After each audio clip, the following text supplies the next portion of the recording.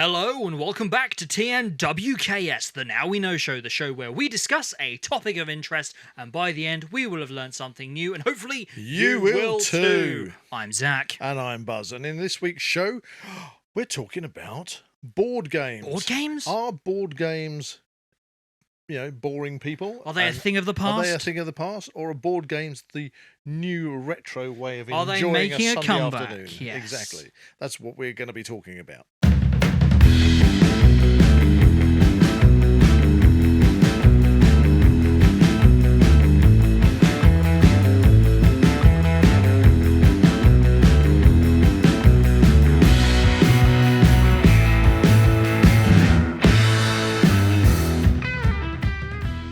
So here we are back in the studio. Oh, yes. Talking about board games. Board games, yes. But some board games can last a long time. Which means you need a drink. And I do like a coffee to pep me up. Oh, yes. So if you fancy buying us a coffee, please find all the information you need a tenuous link in the description below. It really supports the channel. Yeah, please, and guys. Every little helps. You we guys want to are make awesome. more content for you, and thank you very much. Yeah, buy us a coffee. You guys are awesome, and we need that caffeine now. Caffeine boost. Especially if we're going to take on playing, should I say it, Monopoly. But Dun, that's dun. something for later on, that is. Oh, wow. But let's start this show off with our usual weekly spot of... Weird and Wonderfuls. What's the Weird and Wonderfuls? So, oh, you've got something, haven't I've you? got something. Woohoo! I like that. It's not very long. Okay. But is that a it's an clue? interesting story. Okay, it's a little story you heard, is it? Kind of. Okay. I spotted it on social media. Okay. Okay, so Japanese woman Okay. uses hand grenade Okay. for 20 years as a hammer. Is this a live hand grenade? This is a German stick grenade. Oh! Oh, I've got one of those around here somewhere. Oh, yes, you Somewhere have. in the studio. But for those It's just watching, off screen. It is a dummy, so Yes. it's not. Yeah. I'm scanning the studio. I'm scanning. now. I can see There's something. lots of if I, lightsabers. If I saw the end of it, I'd be able to spot it. There's Tomfers over there. It's not. It looks like a hammer. Okay. Okay. Well, It could be confused as a hammer. I suppose if the paint's worn off the end, which is the explosive bit, The then, picture, it was very rusted. Okay. And so she's been basically using it as a hammer for doing her DIY job. so as far as the story goes, actually I can see it's over in the corner behind the Millennium Falcon. Over in the corner, it's behind everything. Okay. You're not going to be able to see it. Not going to get it. But the story goes that she was just using it day to day in her garden, doing some kind of gardeny thing. And somebody wandered past, and recognised an onlooker, and recognised it as, that's that's interesting. That's an odd shape. And obviously recognised it and identified it as a German stick grenade, to which it was subsequently identified as such. And the fact that it was obviously live and had been used for 20 years as a hammer. That's pretty weird. That's a sticky situation. Yeah, just that one wallop and kaboom. Well, that's the thing. Don't they find unexploded ordnance all the time, rockets and torpedoes and things all over the place? Yeah, I mean, we're, as you know, based in the UK, and we have a huge amount of construction stuff going on, and when they start digging the foundations for things, it's quite a regular thing. They come up with bombs. In fact, I think there was some gentleman, a lady and gentleman, which had a bomb which was live, and had been sitting outside their cottage as a sort of an ornament in their front garden for a number of years. Oh, wow. And they'd been literally every year they'd been painting it, and she used to stand on it to clean the windows downstairs. Well, until somebody again walked past and said, "Isn't that a World War II German bomb?" And then everything had to be evacuated. And well, that's the thing. the bomb These squad came. things are taken so seriously that entire kind of areas have to be evacuated for sometimes days on end. There was that one down the Docklands in London or something a while ago. You know what? I wouldn't be surprised. They had to barricade it all off and shred it. But a lot of the time, if they can move them, they put them on a boat and take them out to sea and detonate them out to sea. Right. Yeah. Okay. Yeah, there are. I mean, that's the thing. It's all leftovers, isn't it, from like World War II and things? Can you imagine the amount of ordnance that is dropped all across Europe? I mean, that said, how would a German stick grenade? Well, the Japanese were in league with Well, World War II, yeah, so okay. They probably swapped a few things around. Okay. Here, have a grenade. I'll have a samurai sword. I think the guy with the samurai sword probably came off tops on that one. Anyway. But there you go. It's a fun story, a scary story. Scary story, really, but thankfully, shocking story. Thankfully, it turned out well in the end. Yes, not explosive. Anyway, on to this week's subject: board games. Board games. This is very interesting, and it's a subject that we've been sort of toying with for a while, and we have an array behind us. Yes, a nice display for those watching on YouTube. Yeah. The thing is, board games. Well, I think we need to go right back to the beginning. So, you brought this topic up, didn't you? I've got a topic. That means, am I the first person to have a factoid with a new? We finally have the horn. Horn. We have the horn. It finally arrived from Cheswan Province. Cheswan. I need to put my. Careful where I stick that horn. Anyway, yes. So, factoid. Go on. The Royal Game of Yes, the Royal Game of is the oldest playable board game in the world, originating around 4,600 years ago in ancient Mesopotamia. The game's rules were written down on a tablet by a Babylonian astronomer in 177 BC. Wow. And as far as we know, that's the oldest game. That's UR. The Royal Game of I'd be interested to play that. I wonder if they've done any recent updates. There you go, factoid. You're going to get too carried away with that. I can sense it now. Well, there you go. I'll put it down. So, okay. So board games are something that have been intrinsically part of humans' way of entertaining themselves for thousands of years. Coming forward in time. In Europe we've got things like Hafataffel, which is the Viking, known as the Viking game, which is a bit chess-like, and of course, chess, I believe, developed in China, and you've got Chinese checkers, and there's board games, just literally all over the place. Loads of different ways you play games. It's just even using sort of like simple things by marking out, like I think the Americans would call it tic-tac-toe, but we call it noughts and crosses. Yeah, where you literally. I thought that was a different game. Tic-tac-toe. No, tic-tac-toe. Wow, I'm sure it's noughts and crosses. There you go. Correct us if I'm wrong. But yeah, you would just literally draw the grid in the dirt and just use stones, and the board is you only need two things, don't you? Yeah, sort of like stones and walnuts or something like that, so you can discern which is which. So there you go. So board games have been around for thousands of years and have been very popular. In fact, I think the oldest board game that we own, I got that for you as a gift at Christmas last that's Christmas. it. Yeah. Was that Mastermind or is it the other one? No, Mastermind is the 1970s. That was an original as well. We're going to come on to the 1970s, but that was, I think it was a 1908 Peggit or something. Peggotty. I saw it when I was setting up this background. I saw it and I was tempted to bring it in. I was so tempted. I was so pleased to find that because it's original in its box. I think it's 1908. All complete. It certainly shows signs of its age. Peggotty, yeah, but it's just fantastic artwork on the box. Oh, definitely. And we haven't gotten around to playing that yet. Especially with other forms of like physical media and things that we've got nowadays, like redundant physical media almost, with like laser discs, CEDs. That is something that I've come to really appreciate, is the artwork and the design of a certain thing more than potentially its function, because I can't play Laserdiscs. It'd be great if we could, but at the moment I don't have the player. A player. So perhaps that's an interesting comparison, as if like VHS they're kind of a redundant physical media format now. Would you say that board games are like a form of redundant entertainment when compared to like the likes of like a PlayStation? Well, this is part like of this electronic game. I see where you're going with this. I can see where you're going with this, and this is part of the discussion because, of course, and again, let's go through the history of it a little bit. Because obviously we've had, as we just said, right from the Royal Game of all the way through thousands of years, playing chess and all sorts of different other board games, drafts and whatever. I'm coming up to my childhood, 60s and 70s, and that was the entertainment. Board games were the thing. We didn't have electronic games.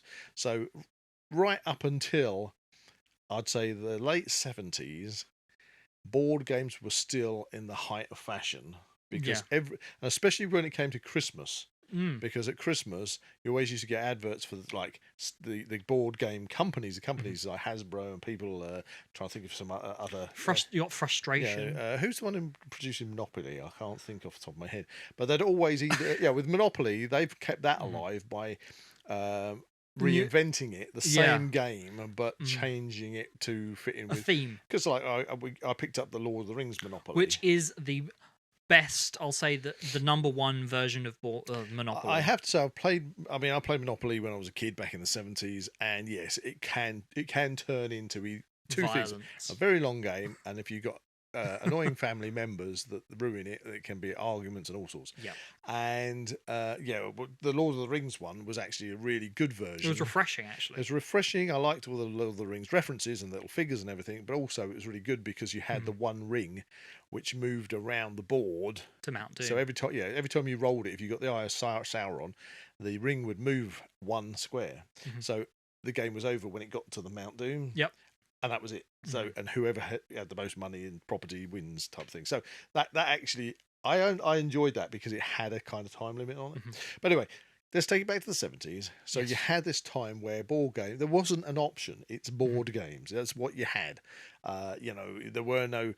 I remember I can't remember what date it was. Whether it was the beginning, it must have been nearly the end of the 70s, possibly the beginning of the 80s, when my dad bought our first electronic game, which was one of the TV tennis. Oh, where you had a little dial that you turned to make the thing go up and down. Was that just called Pong or something? Yeah, Pong. I think it was Pong.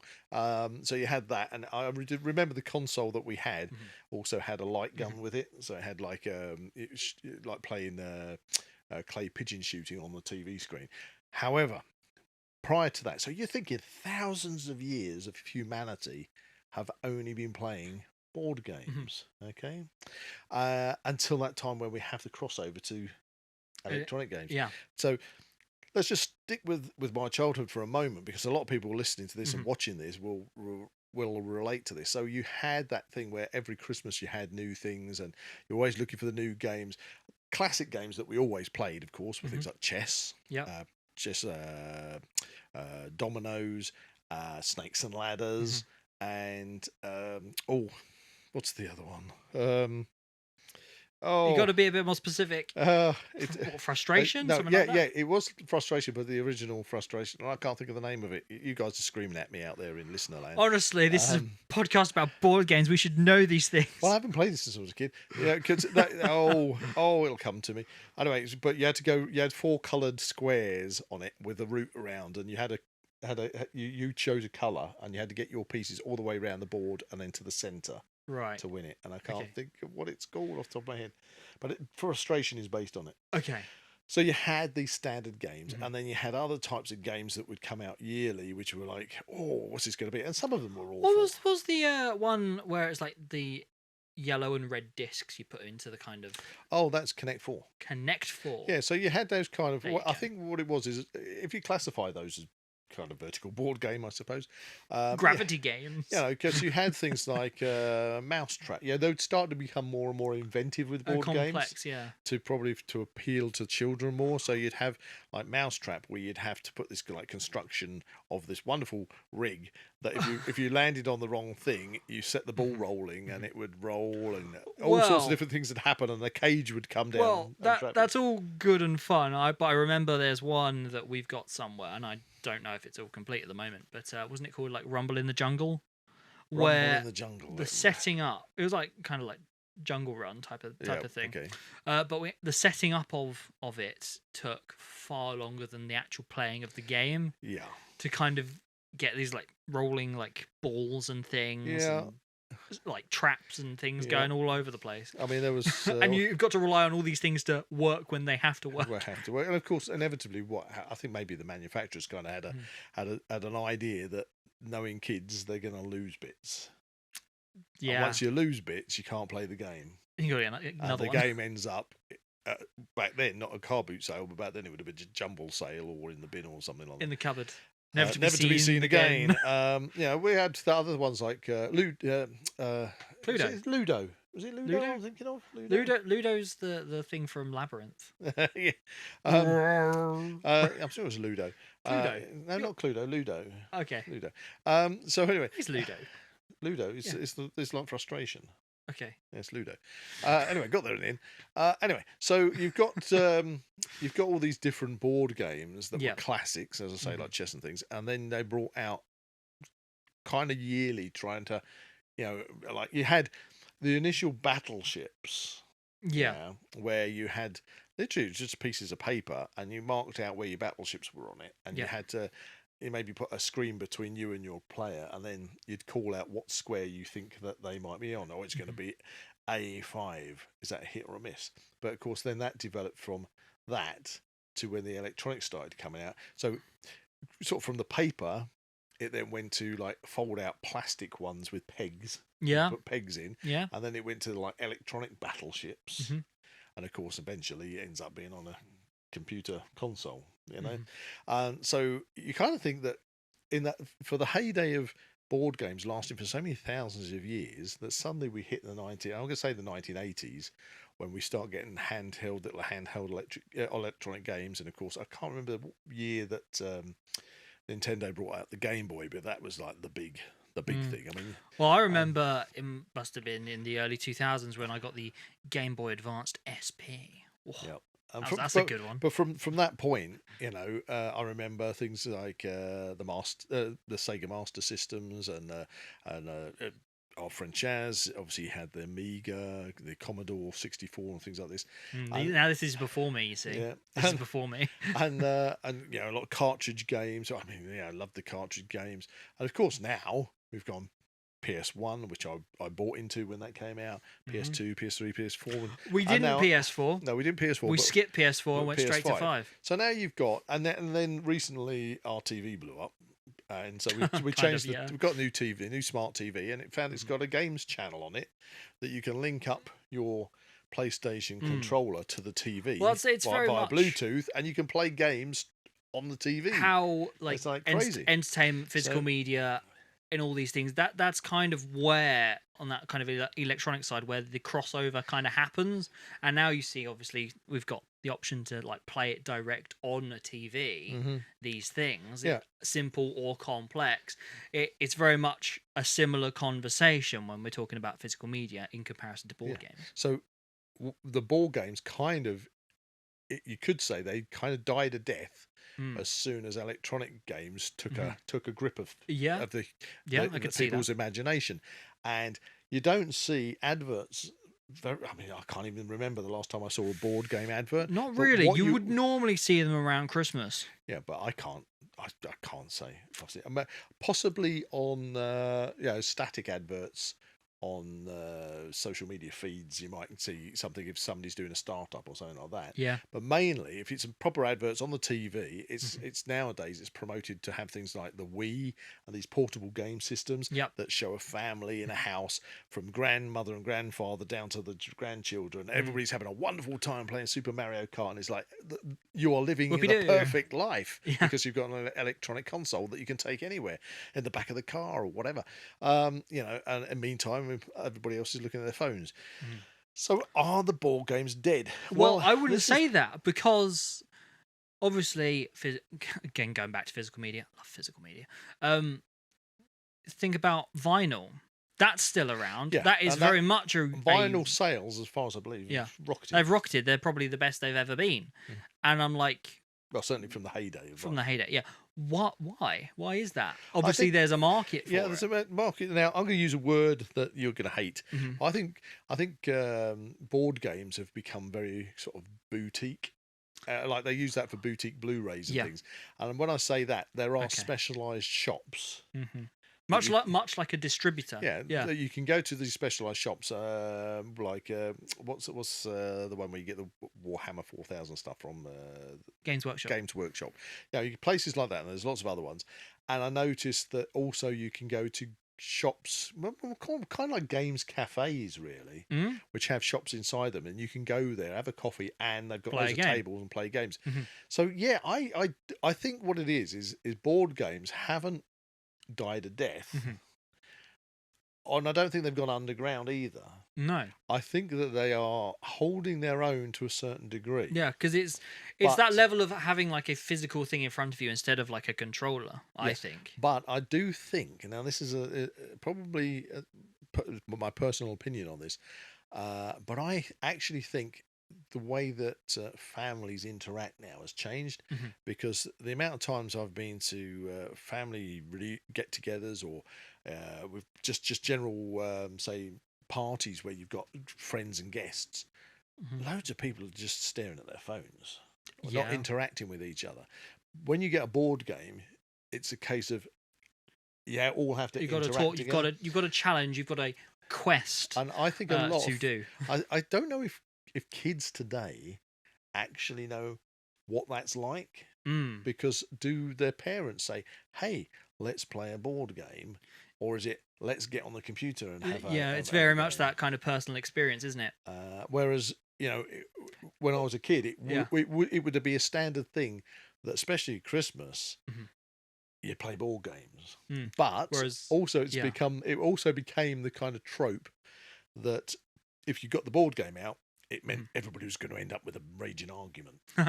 Well, so, comparable to the modern gaming online, of course, is where everyone goes to be sociable. It's to play with Tommy 2 streets away. You play across the online networks. Oh yeah, so you could be playing a friend down the road, or you could be playing a stranger the other side of the world. Exactly. In an instant. Yeah. Okay. And you're all having chats, lobby conversations and things, all these types of deals. But again, you do see these same kind of arguments forming, especially in like the online chats and things. It can be brutal because it's like a faceless voice. Yeah.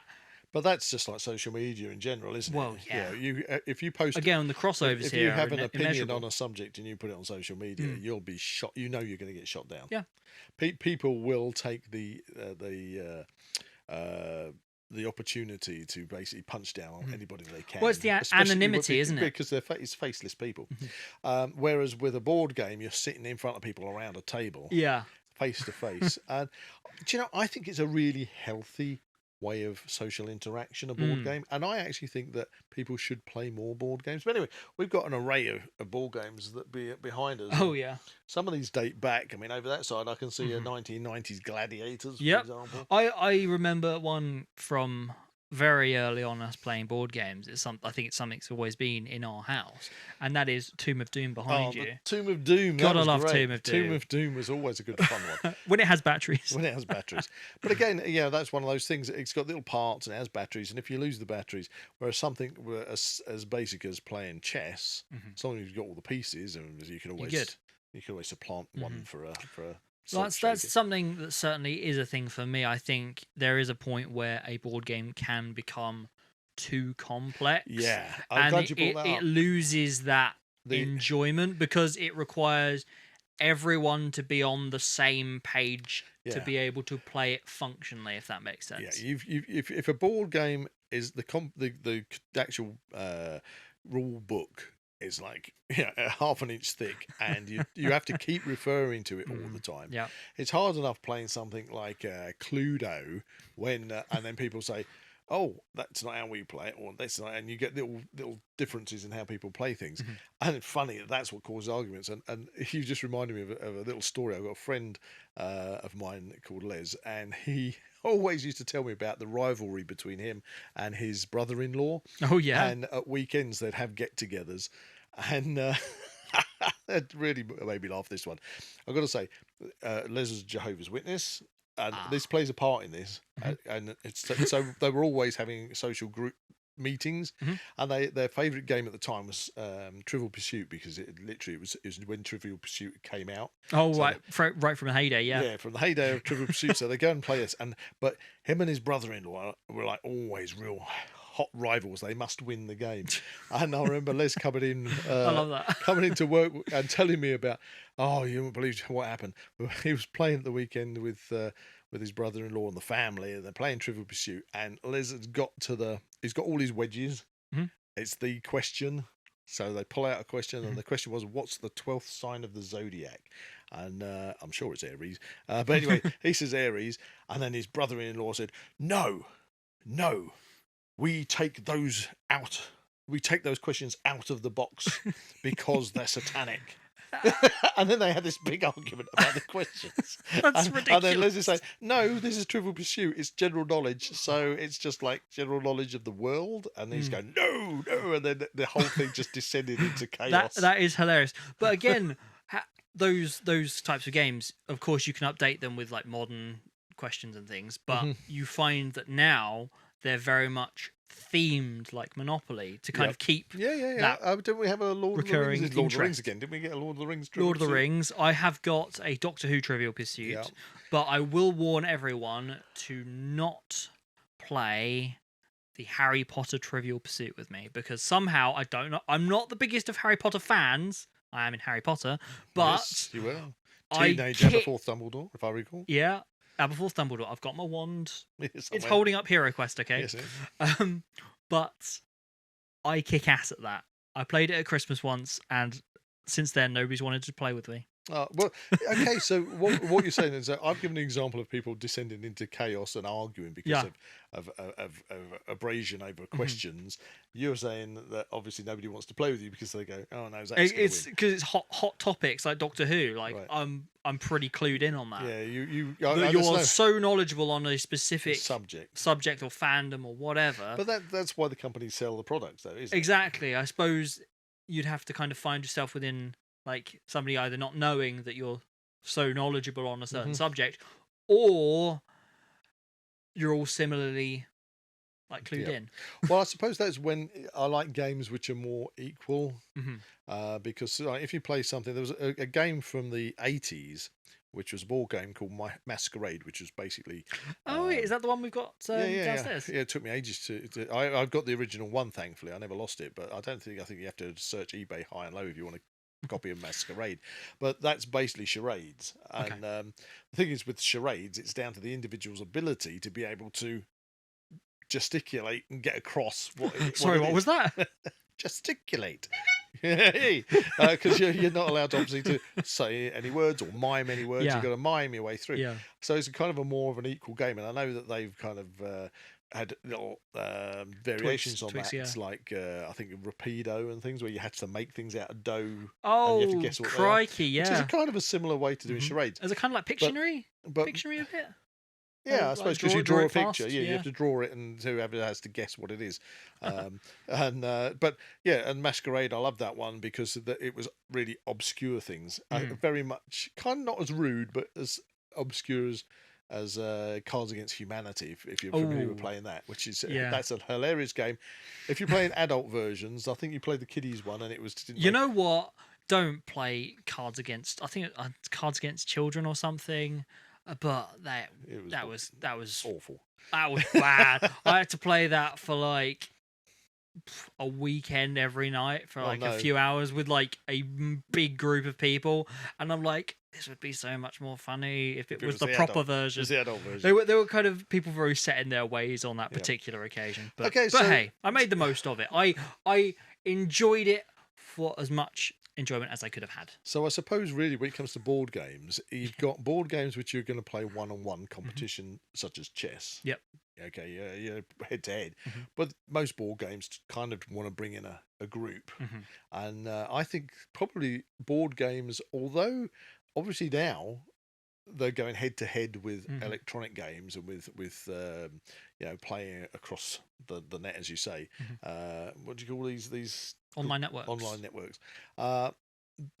Probably the most popular games are the ones that take groups of people. Yeah, I mean, obviously, chess. Do you want to explain that a bit more? Well, chess is still a really one-on-one game. It's like a head-to-head. And you have world championships in that. Yep. But when it comes to board games that maybe you play in the household, now they've become more games where you invite people round as a general get-together. Like, yes, you would have a dinner party. You have a games party. So I think... Games night, a games night. But it's those types of games where it's led by somebody. Well, so because you hear a lot of people playing things like Dungeons and Dragons, which is led by a person. But I've got to kind of step in there when you mention that, because unfortunately Dungeons and Dragons it's far too complicated. It doesn't need to be as complicated as it's made out to be. And if you play with somebody and you discover you're not doing the correct thing, and then you ask questions, you're breaking character, and then people get arsey with you. Right, so we're getting back to that I think abrasiveness of a honestly, I think I've just played Dungeons and Dragons with the wrong people. Yeah, well, but there are alternatives out there which you can see in the background that's kind of if you're watching YouTube. Well, if you're not watching YouTube, maybe we should have a commercial break. Okay, we're talking about Hero Quest. Deep inside another dimension, face battling barbarians and evil magic on a quest or adventure in a maze of monsters. This is Hero Quest, the fantasy adventure game where winning means mastering the arts of combat. I use my broadsword and magic. Fire of Wrath! Once you play Hero Quest, you will never be the same again. Now featuring 2 adventure packs, the quest continues. Batteries not included. I was waiting on the end of that one. I think that needs a... Yay! Well done, Zach. You've memorised that advert. Marketing done right. That's it. That is marketing done right for the company who made that Hero advert. Quest is completely an outstanding game. I love Hero Quest. I have to say, I played Hero Quest when it was originally came out, and it was small cardboard things. And I think that's one of the things with the group board games these days, because a lot of the big group board games like Warhammer 4000 and Hero Quest and some of the other ones as well, which we've got Horrified there. They and the what was the Colonial Marines one? Aliens, Another Glorious Day in the Corps. Core. Where's this? I don't get that. Core would be CORE. Okay, don't worry. But then it's CORP. I would always pronounce that Corp. Yeah, fair enough. Anyway, back to the thing. So, but they come with little figures.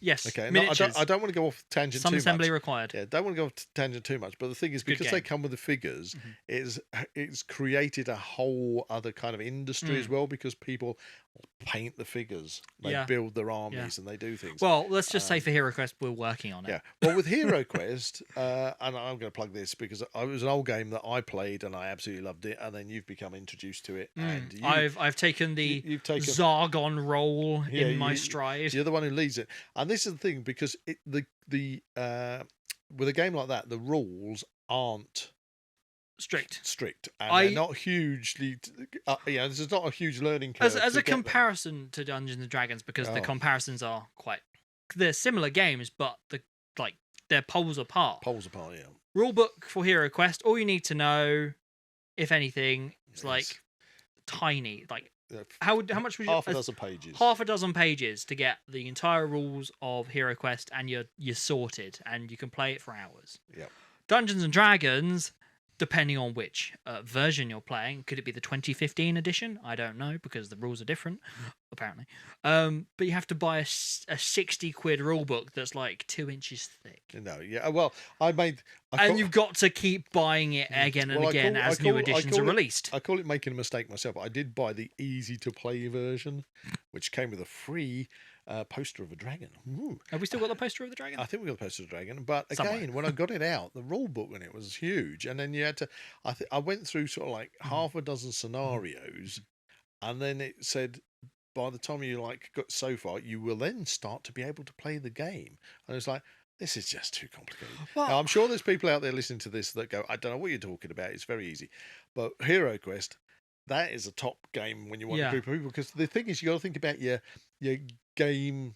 It's playability, players, isn't it? Because the players can come into If you can just drop into a game of Hero Quest, I would say that is a really good thing.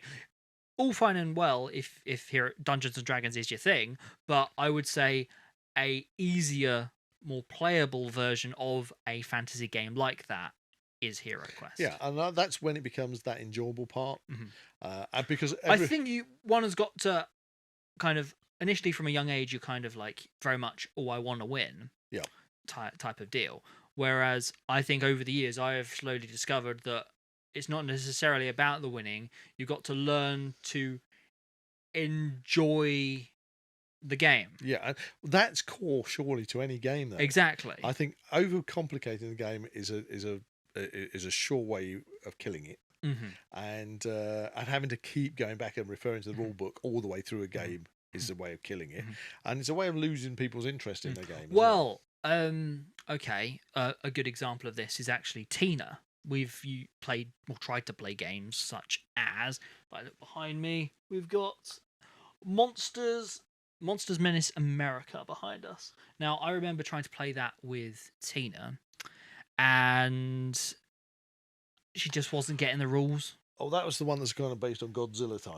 Godzilla-like things. Is that the one with the aircraft and the military as well? You play a monster and the military, and you have to kind of and it became too confusing. Yeah, exactly, and that's where some people can tune out of games. Yeah, you don't really want that. I think that's where you want to be in that sweet spot when it comes to a board game, where you can learn very simply and quickly what the rules are, and the game itself is fun.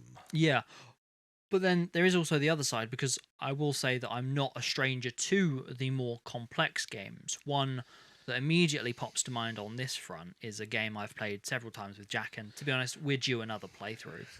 And that is War of the Ring, which is I've heard you talk about it. Lord of the Rings board game, which encompasses all of Middle-earth, all the armies from all across the free peoples of Middle-earth, elves, the humans, the dwarves, the Rohirrim, and the hobbits.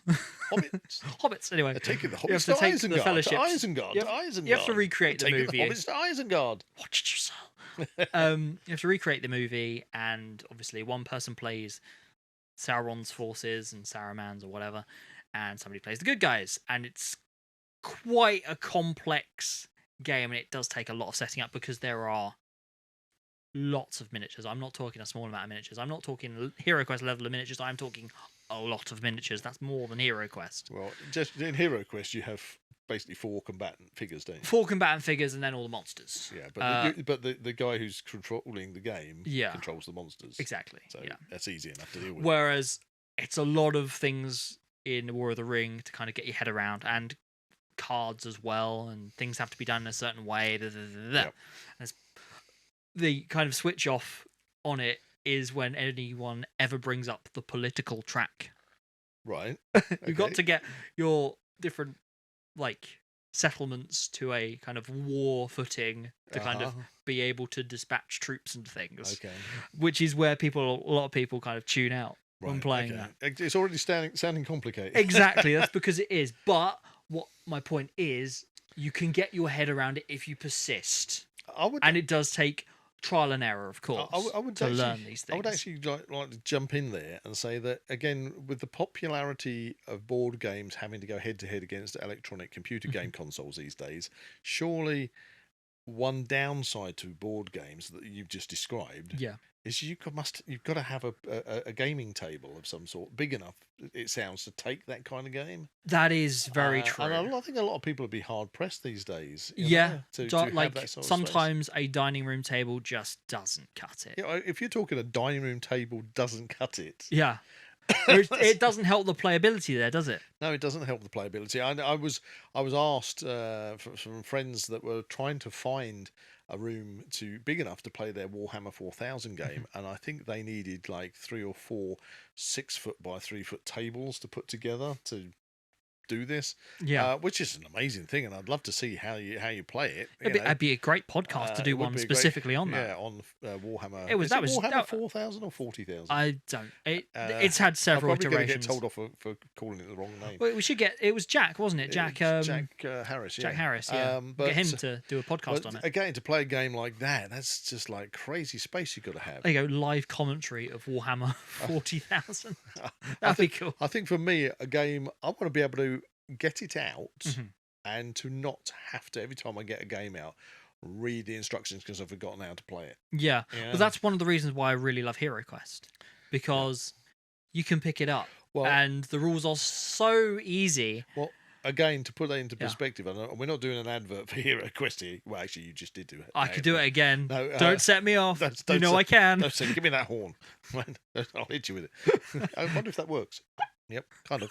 Anyway, so but with that, I hadn't played it for years. But then when you got it, it all just came back straight away. Well, that's very interesting, because I have a memory. I think we only played it once and promised to play it again up with family up in Lincolnshire. We played the original board game, which obviously came out in the 80s. But I loved it so much, but at that point in time, this version of Hero Quest we've got behind me hadn't come out. It hadn't had its resurgence in popularity, and that came out in 2021. So we are talking that this new version of Hero Quest has only been around for a couple of years, and it has found enormous amounts of popularity really big across traction. the board. And we've had subsequent re-releases, new releases of like expansions and things that work straight into the game. I was going to say these games have expansion packs, don't they? So you can kind of go beyond. You can build it, build it up, which was quite nice. But there are games that are really good and playable games which fall by the wayside because every kid loves dinosaurs, and I love that game we got called Impact, which was where you actually had a 3-dimensional landscape, and you had dinosaurs with actual firing rocket power. Well, that was the big thing. It was like Impact, the game with real firepower. Yes, and I love that game. I think that was kind of a very good like little combat game, a little bit of strategy as well. You could see how you could lose those rockets really easy. You could call it like rocket chess. I like that. Yeah, rocket chess. Yeah, that was good fun. But I mean, and again with that, it only had the initial board game release, and then subsequently kind of like secondary expansion type thing, which I think was called the Battle of Wolf Ridge. But again, with that, you can kind of build it up as much as you want. You could have a massive kind of almost. It depends how many teams you got, but it's usually like a 1v1. But you could have teams, or I don't know, with some coloured stickers or something. You could have multiple you could armies. Differentiate the armies apart. Yeah, and that would be really interesting to kind of create. So, with games as they stand at the moment, do you think board games are holding their own against electronic games? I think they're. I'm going to say again, they're kind of more these days. I don't think that kids are particularly interested in getting a board game in their Christmas stocking. I think board games are more of have become more of a niche market, but they are still worth playing. Persisting, yes. Board games. I would, to be honest, I would really recommend board games on any level, really. I don't think they're dead in the water. I mean, we started off, the whole point of this podcast was to have a discussion and decide whether board games are people bored of board games? That's a good title. I like that. Have they died a death, or are they something that really needs a new revival? And I think the revival is there. I just don't think necessarily the younger generations as they're coming through are actually. You do see that a lot of these kind of boutique board games. I don't like the term, but you go to places like bookshops and things like Games Workshop or David's Bookshop we've got in Letchworth. They've got a massive board game section, and they hold board game nights there. But do you think that they are kind of like your 30 plus age group? Well, I'm actually involved on I'm sure there's some younger people Facebook group there, and it seems to be a pretty varied kind of group of people. Okay. But I think perhaps it's the upbringing. If a particular like parents or something weren't attuned to board games, but that's what I'm saying, or weren't brought up with board games to such a level, I would say that they wouldn't obviously then start with their kids. Well, I grew up with them because that was all that was available. Thinking about our close friends like Chris and Eileen, who are renowned for having their games nights. Again, they're a little bit younger than me, but still of that generation where board games came before electronic games. I'm just wondering if the new generations that are coming along maybe are kind of missing out the opportunity to play and experience what it's like to have interaction in a way, rather than sticking the headset on and sitting on your gaming chair, playing with whoever from the other side of the world. That as exciting as that may be, the actual one-to-one communication, and you must sort of learn social skills playing board games as well. Yeah, I wonder if they do them at schools. Whether they actually get the children at schools to play board games against each other, in order to have social. You know what? Socialization. On this note, that's just I'm casting my memory back to my days at school.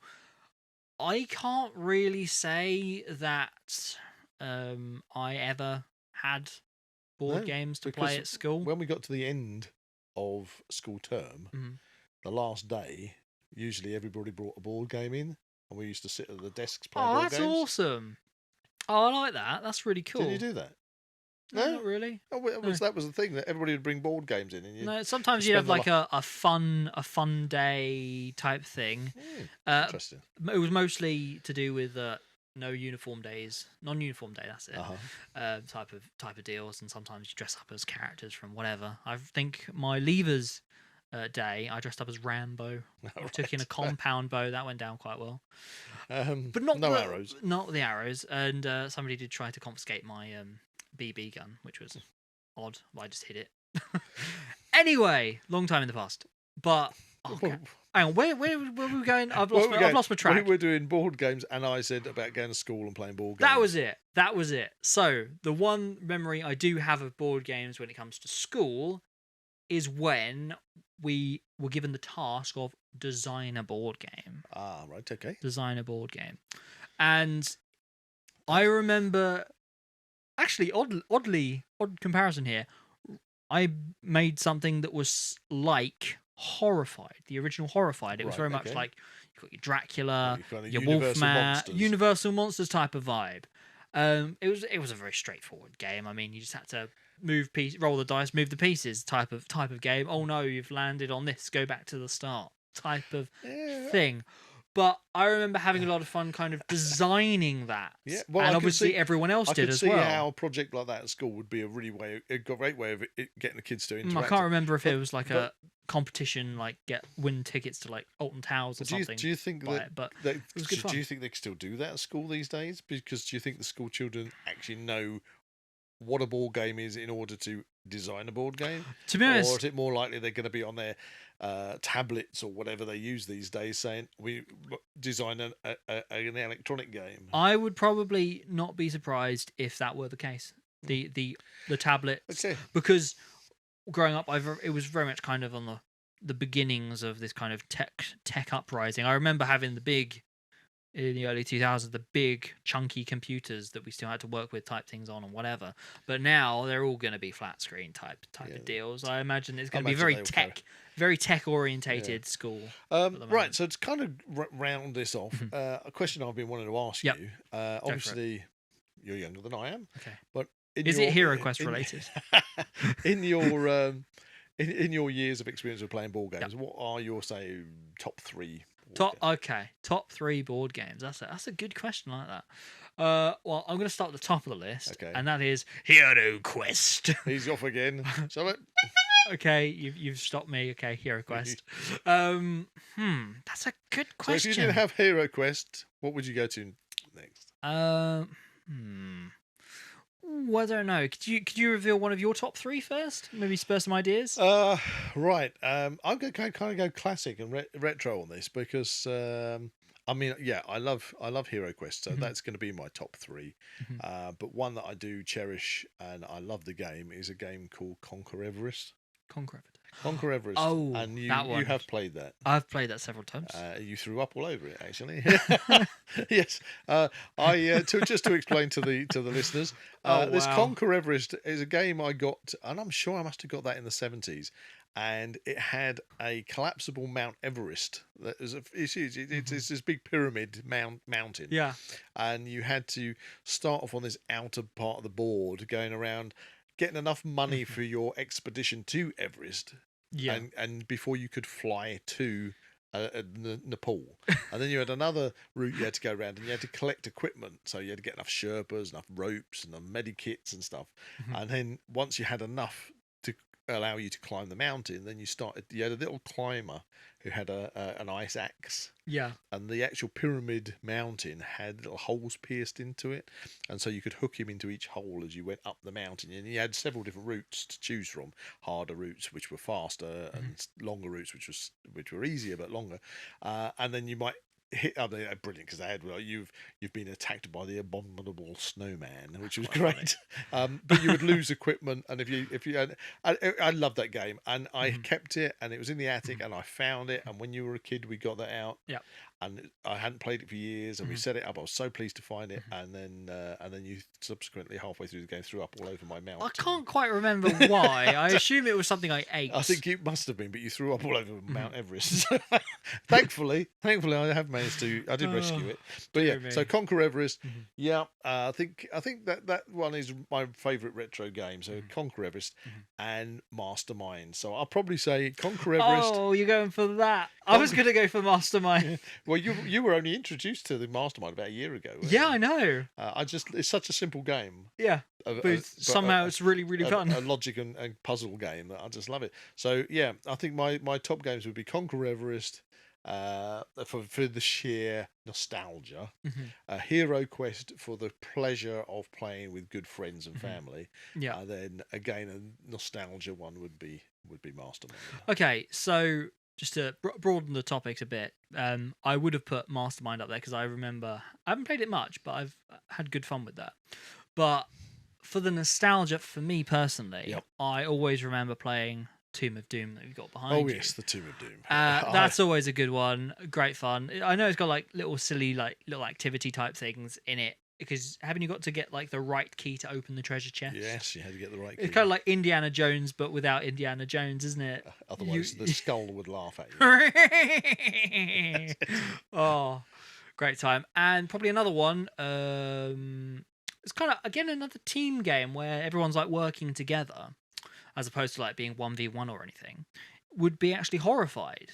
We've had good fun. That is a new. We've had good fun with that, and I think they've actually brought out some newer ones, like they did American Monsters Horrified and Greek Myths. If I had to say my top 5, then I would stick Horrified in there definitely, and I would also go back to Masquerade. Right. Yeah. I mean, we've got literally like probably. I don't know. Well, how many games have we got? We haven't got as many board games as a lot of our friends have got, but we've got quite a collection. Yeah. And to be honest, I feel like we should probably play them a lot more. Yeah. But it's a time and organisation thing, isn't it? That sometimes. Overall, what we'd like to also know is you guys listening and watching this podcast. What are your favourite games? What have you got to throw in the pot? Is there a game out there you'd recommend that we haven't mentioned? That you say, this is a must, give it a go? By extension, obviously we have on the channel before kind of introduced board gamers, and we have played a couple of games here and there just to kind of see how doing a gameplay video on a board game works. As obviously we've done gameplay videos on the PS5 and such. We have done a couple of board games. It'd be interesting to see if you have any recommendations for games you'd like to see us play, potentially with a group. I know that Hero Quest is very high on that list of the board gamers playthroughs. Hero Quest. I think we just need to work out the logistics of actually recording that. I think that would actually be really good fun. I think you need to have kind of multi-cameras on that one. Well, that's the thing. It's kind of, you've got to have like the view of everyone playing it. Yeah, but again, that comes down to having the space. We can certainly do that in the costume department because we've got room down there. But it's setting up all the cameras and everything. Yeah, it's definitely it's a thing. It's a thing to put on the list. So board games. Yes, board games. Are they dead? I don't think so. Definitely not, no. I think, but if they're alive and kicking. They're alive and kicking, and frankly, if you haven't introduced your children to board games, or you haven't got a board game out for a while, give it a go. Give it a go. Give it a go. And if you do, let us know what you played. That'd be great. That'd be great. Tell us, give us a feedback. Anyway, that leaves me to round off with Wisdom of the Week. And I wanted to make it board gamey kind of wisdom. Ah, lovely. Okay, I'm ready. Bestow your wisdom. Right, let's put my Specto Specs back on. Oh, hey. Okay, so obstacles in life are like a game of chess. In order to win, it's not enough to be good. You have to be better. Ooh. There you go. Do you want me to repeat that one? Go for it, yeah. Obstacles in life are like games of chess. In order to win, it's not enough just to be good. You have to be better. Yeah, that's very equatable to life. There you go. Yeah. So, gotta rise to the challenge. Is life a game of chess? Well, there you go. And do you need to move? It's multi-dimensional chess. Do you need to move your bishop to rook 4 in order to win or not? I don't know. Anyway, if you enjoyed this podcast, please like and subscribe to this channel and comment below any suggestions of topics or activities you'd like to listen to in future episodes. One activity I'd like is to grab a coffee. Oh, yes. Yes, so if you fancy, help us out. I know we keep plugging it, please buy us a coffee. It'd be absolutely fantastic. It's a very small If ask. you do, we'll thank you for it. Yeah. Trust me. No worries. We will mention your name, put it in the descriptions, and all that jazz. Unless you want to donate a coffee anonymously. Anonymously. Oh, we both wait for the horn. There you go. And there we are. That's a massive dice rolling goodbye from Zak. Ooh, you're using the dice tower, are you? Oh, yeah. We didn't mention dice towers. We got that here request. Okay. That's a big bishop to king 4. Checkmate. Goodbye from Buzz. See you in the next one.